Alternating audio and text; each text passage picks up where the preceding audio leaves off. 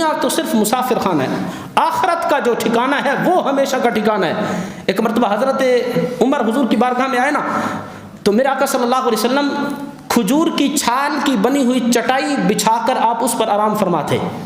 अब खजूर की छाल सख्त होती है, जब सूख जाए तो हुजूर जब उठकर बैठे तो आपकी पुश्त मुबारक पर खजूर की छाल के कुछ निशान पड़ गए,